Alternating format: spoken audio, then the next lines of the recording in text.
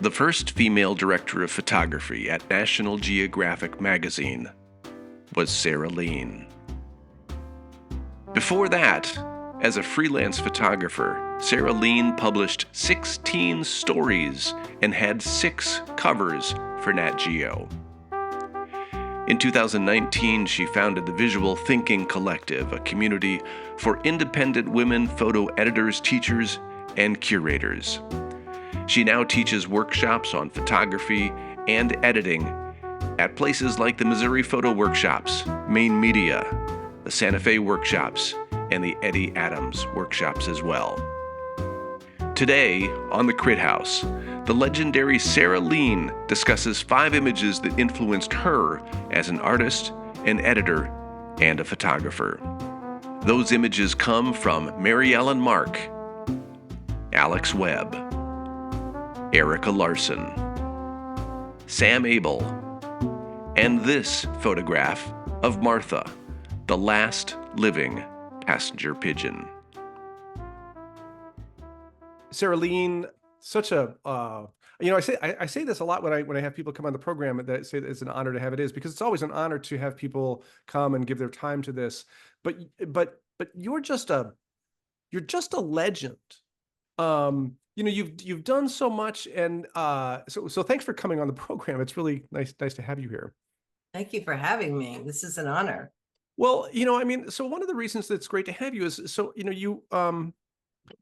as we learn about photographers, and we think of them as, some of the greats, Sam Abel, Alex Webb, and some of these people think, oh, they're great photographers, but they didn't do it alone, right? There's support, and there are people who are along with them to provide the space and help them to get to where they need to be. And I don't know that much about who the photographers you worked with, but I got to assume you were a big part of the careers of those people who are sort of up there in the pantheon of the photographic greats. And I mean, you must have been a big part of what they have done in their careers, in addition to the great work you've done yourself. I would say most of the Sams and, well, Alex, I did work and edit one story with Alex, but a lot of what I was doing was working with sort of the next generation. Oh. When I came in as a photo editor in like 2004, I was really interested in helping bring in the newer photographers and helping them navigate the place. Since I'd been there as a photographer, I felt like that was my best contribution. Like the Sam Abels didn't really need me. They were doing just fine. And so I spent a lot of time trying to bring in those photographers, and had a wonderful ride doing that. Yeah. Well, and I appreciate that clarification, but I think my thesis is that even those younger photographers, and again, I don't know who they are, but they need the help of somebody besides just themselves. It's a team, right? It takes a village, if that's the right way of putting it. Absolutely. And you're such a big part of those folks. And again, I know you're a photographer, and a very good one. But as an editor, you help them get to where they need to go, and present their work in a way that we wouldn't have seen it otherwise. Absolutely. I think that the benefit of like working with an editor is that second pair of eyes that isn't so close to the work, because as you know, Yes. Being a photographer yourself, how hard it is to edit your own work, right? It's so difficult. You're so close to it. And having an editor, you have really the quintessential reader, the viewer. And so their experience of the work is so different than when you're a photographer. I mean, editing my own photography, very difficult, right? There's some photographers I worked with that really good at it, but many need that help. And I'm like still doing that. I still find that that's my best contribution to our community, is helping photographers see their work in a different way. Well, that's a good transition to you specifically. So talk a little bit about yourself. I mean, and get to where you are right now, but tell us like where you came from and how you got to be where you are right now. I started out in fine art. I wanted to be an artist. And I was at the University of Missouri School, and I was taking fine art classes and a lot of printmaking, intaglio etchings and things like that. And then we finally got a photography course, and a photography teacher came in, and I started doing that. And I just kind of lit on fire about making photography, right? But it was fine art photography. So I did a lot of 4x5 and mixed media and transfers, Polaroid transfers, and all kinds of really fun, great things. But, by the time I graduated, I couldn't actually do photography like a job, like the kind of job things. So I thought about graduate school, but I palled around with a lot of people from the local newspaper, and I dated one of the photographers there, and I saw, oh, look, this is how you can be a photographer in the world, was, Right. As being a photojournalist. So I went back to school, to graduate school, and in journalism. So that sort of started me on my path in terms of being a photojournalist. Was that at Mizzou as well? Pardon me? Was that at Mizzou as well? Yes, they're a very good school of journalism there, like one of the best. Yeah, I hear that. And I won the College Photographer of the Year contest. First women to have done that? Yes, first woman, and this is like 1979. And I the prize was an internship at National Geographic. So that was my first step into the Geographic, and also I did my first magazine story as an intern. So I ended up staying there about 7 months. And then when finally that was done and was going to be published, Robert Gilka was the director of photography. And I thought, oh yeah, I'm ready. I'm totally ready to be there. I'm ready. And he said, nuh-uh, you need to go get a job. So then I went back and worked at newspapers in Kansas and Missouri and in Philadelphia. And eventually I started wanting to get back to the Geographic and propose stories, and they accepted one. And so I quit my job and started freelancing. I was teaching a lot of workshops as well, as photographers do. You have like mixed bag to, make a living. Diversify. And, pardon me? Diversify. Absolutely. Yeah. And I was teaching, and while I was teaching photography, I was, editing the photographer's students' work. And I really loved it. I loved editing. I felt like, I don't know, I had a lot of confidence as an editor, and more confidence as an editor than as a photographer. I was a pretty worried photographer, it was like fear driven, fear of failure driven. And I don't know, I had certain kind of peace and felt like I could really help people. And so I thought in the back of my mind, maybe someday I'd like to edit, and position opened up around like 2004, 2005. And I threw my hat in the ring and thought, well, maybe if anybody would hire me as an editor, it could be National Geographic, because they knew me. Right. And I got the job. Wow. And the rest is history, pretty much. And what a great influence you had. Geez, as I think about it, not only with like Nat Geo, but just in the photo world in general. I don't know if people say this, but like from the photography world, if I can speak for it, thank you. Because you've just done great things, and I think you've had a great influence on the world of photography.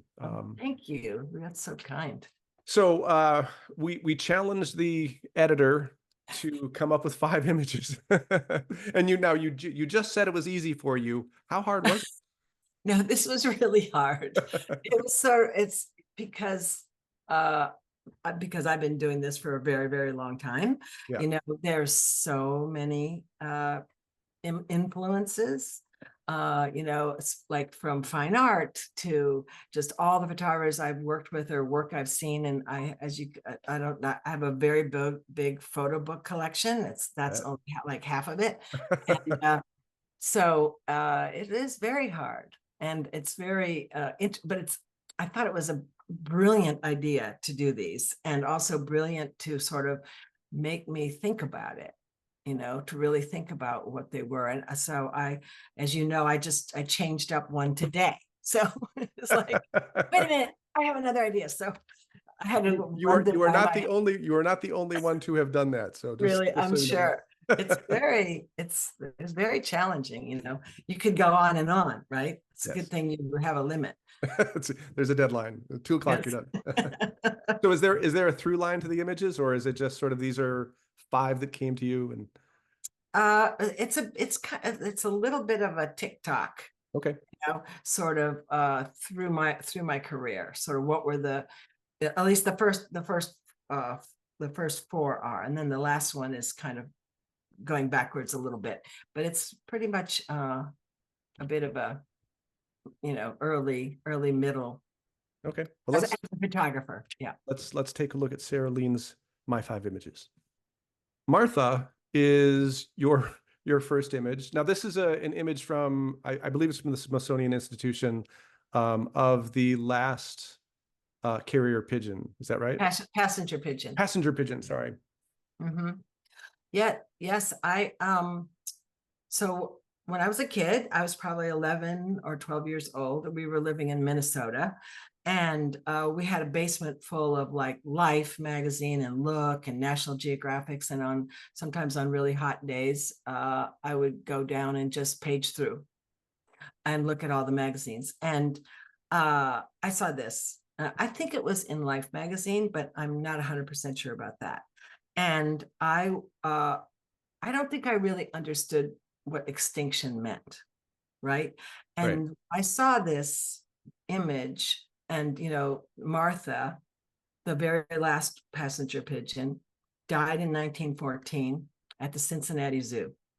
And I thought, I was just sort of gobsmacked by it and really affected. I was kind of shattered by that this could happen to, like, there were billions of these passenger pigeons, like 3 to 5 billion in North America. And that this could happen just had a huge effect on the way I sort of saw the world. And also I felt like how lonely she must have been.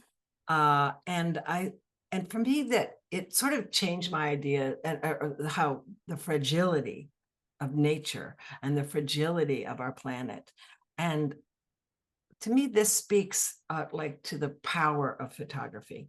Yeah. Like an image like this with this little caption, that how it could affect, an image could affect somebody so profoundly. And I think set me, you know, I mean, I ended up at National Geographic, right? So it's sort of was like an influence for like ever since. I mean, even now I live up in the Maine woods, you know, so it was just the power of that image that I'll never forget. And I have a tintype image of her that was done by Rob Kendrick, that we did a story about extinction, and in the magazine, and he made tintypes of various extinct animals that were in different museums. And I have this, and I can show you. Please do. I can. So here is Martha. Hi, Martha. And that hangs in my house, and I see her every day. Your second image comes from Marielle and Mark. I was just so this is the cover of the book Ward 81 that was published in 1980, I believe. And I was just starting out as a photographer. I had been through school, the University of Missouri Journalism School, and I think I had one of my first actual newspaper jobs in Topeka, Kansas. When I saw this book and her earlier work from Passages and Falkland Road, I thought, oh, this is what I want to do. Right? I want to I want to be inside inside lives and inside stories. And her work was like that. She, she moved into this place and lived there while she was working on this project. And I thought nothing sounded better. And that the idea earlier, like photography appealed to me because it was like a ticket. It's a ticket to everybody's life and to everywhere. Yeah. And it's a reason why you can talk to strangers. But Marielle's work was really important in my choices. I really wanted to do long form and projects and social issues. And the other thing that was important about it was she's a woman. And the newspapers I was working on, I was generally the only woman on the staffs. And here was a woman making a success of being a photographer and also making her own choices on the subjects that she would be working on. That was like a light bulb moment for me. And later in my life, I got to know her and we became friends. And she was so smart about building bodies of work around certain topics and that she was passionate about. And I felt like that was an incredible example about how to have a life in photography. We move on to Alex Webb with the third piece of artwork. When I was doing my National Geographic internship, I was assigned to do a story in Uganda. And it was about a family, a husband and wife. He was Canadian, she was Ugandan. And they were going back after Idi Amin, who was the dictator, had been ousted from the country. And so I traveled back with them. And we lived there for 3 months. And so I did that story, and it was eventually published in the magazine.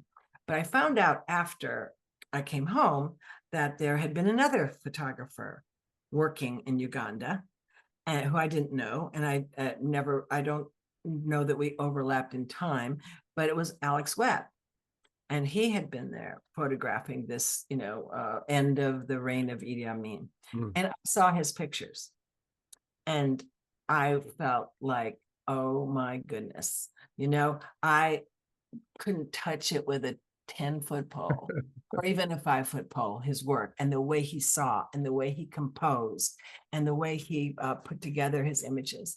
And I just thought, like, what an amateur you are. And I wanted to make pictures like that in the worst way. I just thought that his complexity, his layering, his light, there was just nothing about it that I didn't love and just, lust for. And I made it my mission to try to make Alex Webb photos. Now, I didn't necessarily succeed, but in the process, I learned so much. It totally made me a better photographer. I started to see the frame entirely differently. The edges, not the center, building an image from front to back. The idea of compose it and wait for it. This idea of find your composition and wait for life to come to you and come through your frame. Just so many things that I learned about, like looking at his images and studying them. And it definitely, I think, affected my work and made me better. The pursuit of that. Yeah. Well, on this program, we have talked to about 100 different photographic people. And so that's, probably 500 different people who have, or 500 different images that have been discussed. Alex Webb, easily the most commonly referenced artist photographer amongst the groups. And it is always interesting to see why that is, because it's a little bit different for everybody. I mean, everybody recognizes the layering and the timing and the light and the frame and all that, but everybody kind of comes to it from a different angle. That's interesting. Yeah.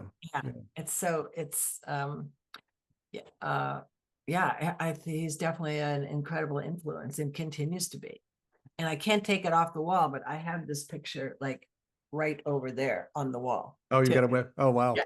I have one. Lovely, lovely to Yes. have. Yeah. No, I just love looking at it, the moments, it's moments within moments. Yes. Now, an artist that I'm not as familiar with, Erica Larson, tell us about this image and this artist. So two of my favorite stories that I worked on at the Geographic as a photographer were both in Siberia. And that was like early 90s. And as a sort of a child of the North, my father is from Norwegian extraction, and my mother is from Newfoundland in Canada. And we lived in Minnesota. I have a fondness for the North and snow, and also the color palette, the big horizon lines, and the sort of the clarity. I used to say at the Geographic, please don't send me to anywhere where it's too green, because I won't be able to see anything, So when I started working as an editor, I was looking at a lot of other photographers' work and projects, and seeing how I could maybe bring in some of the next generation.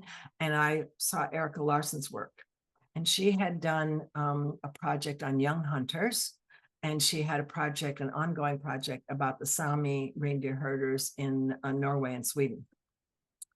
And she was photographing a lot with 4x5 film. So that whole aesthetic of film and how it slows you down was just beautiful. I just loved it. And I loved how another woman who embedded herself in her stories, she got a job as a nanny and a housekeeper for a Sami family. She went back and forth. Back and forth for over about 4 years. She learned the Sami language. She also went to school there and learned the Sami language.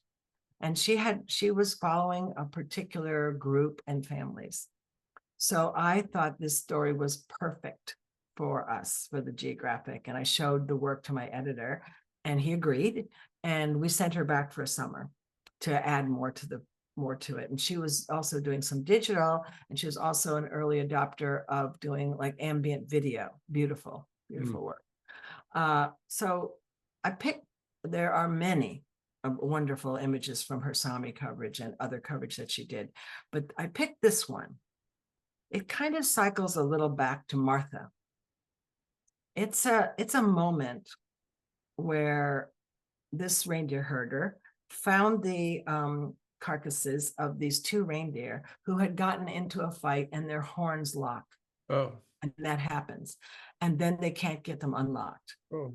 So they die of starvation, basically. And he found them and he cut them apart. And the Sami notched the ears of the reindeer. It's how they brand them. So you know whose is who, and they all know what the notches are. So one was his, and one was his brother or cousins. And I felt like this really expressed a certain sadness, this picture, and the connection between the Sami, the land, and their herders. And also, Erica, I find she photographs silence in a really beautiful way. And there's just so many things I love about this photo and all of her photography. And when I stopped being a photographer and started working as an editor, what I wanted was to always be in a fit of jealousy about not being able to see like that, or not being being able to take that photo. Yeah. And Erica was one of those photographers amongst a number of others that made me very happy.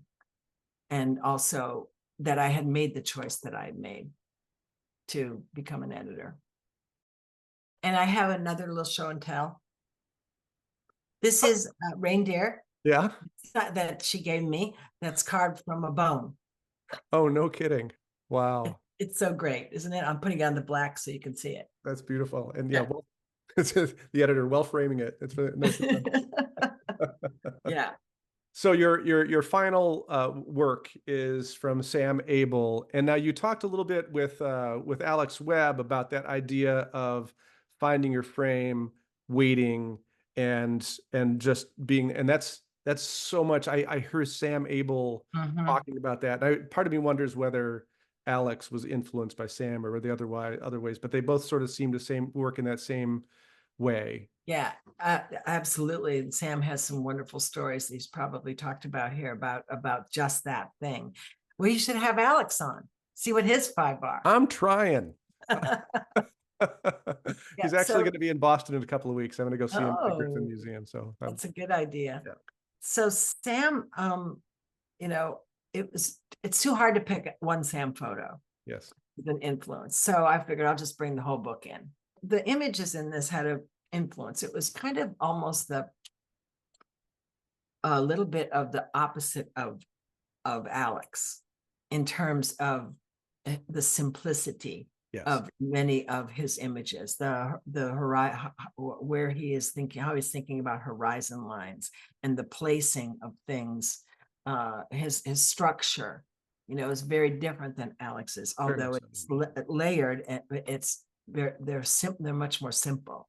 And that also was influenced me a lot, but it was also the philosophy of Sam and this title.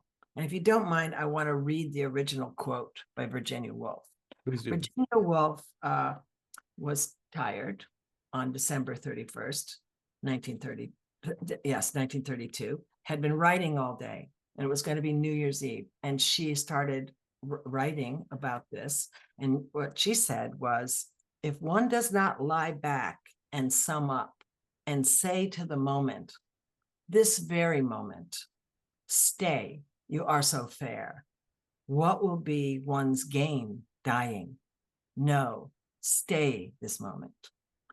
And I felt like when I saw this title and I looked it up and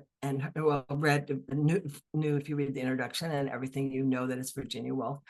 I've really taken this to heart, this philosophy. I think it's part of what photography is in service of staying the moment, to keeping that moment through our pictures. But I also find it as an important sort of life philosophy. I often say this, probably stay this moment. I say when I'm out on a hike or I'm with some friends or something, I'll say, let's have a stay this moment. Let's stop and maybe be quiet and just be in this moment and savor it. And I think that is like a great philosophy for a photographer as you are working out there, to think about how you are going to stay this moment. But I also think it's also a fine way to live, is taking the time to stay the moment in your life and really have it, because so many wonderful things can come from that. So I thank Sam, not only for being, he was wonderful to me when I was an intern at the Geographic, and his fine work and the work he does now, educating photographers and he, as well as still photographing magically and beautifully. I have to thank him a lot for what he's done for all of us, for the community. Yes. Yeah. Sam, I may have mentioned, he was the first person to be featured on the episode on the myFIVE series, and his generosity and kindness in that discussion moved me to no end. And your discussion of his work has been lovely as well. Thank you so much. Sarah Leen, I had been looking forward to talking to you since I started this series, quite frankly, and worth it. Totally worth the wait. It's such a pleasant conversation and so many interesting stories. Thank you so much for joining us here on the Crit House. It's been my pleasure. Thank you so much for having me, Jeff. And again, thank you for all that you do for photography and photographers. Well, thank you. You've done some great things. It's my pleasure. Yeah. And thank you all for watching the Crit House.